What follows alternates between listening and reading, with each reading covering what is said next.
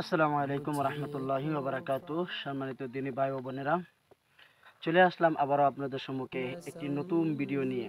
আজকের ভিডিওটি একদম আনকমন, যা আপনারা বহুতই শুনেন নাই। আপনারা বলতে পারবেন যে মাছের কেন জিহ্বা নাই? যেহেতু আল্লাহ রাব্বুল আলামিন দুনিয়ার মধ্যে যত জানোয়ার দিয়েছে সবারই মুখে জিহ্বা আছে, কিন্তু মাছের কেন জিহ্বা নেই? চলেন দেরি না করে শুনে আসি মাছের কেন জিহ্বা নেই। আল্লাহ রাব্বুল ইজ্জত যখন আদম আলাইহিস সালামকে সৃষ্টি করলেন, তখন সমস্ত ফেরেশতাদেরকে বললেন যে তোমরা আদমকে সিজদা করো। তখন সমস্ত ফেরেশতা আদম আলাইহিস সালামকে সিজদা করলেন, কিন্তু ইবলিস কখনো সিজদা করেনি, ইনকার করে দিলেন।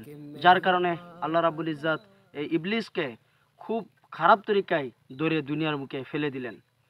তখন এই ইবলিস হাঁটতে হাঁটতে সবার প্রথম সাগরের কাছে যায়, আর সবার প্রথম যার সঙ্গে দেখা হয় তিনি হলেন মাছ।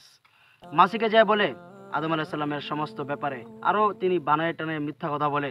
তখন মাছিকে বলে যে আদম এই দুনিয়াতে এসে তোমাকে মেরে মেরে খেয়ে ফেলবে।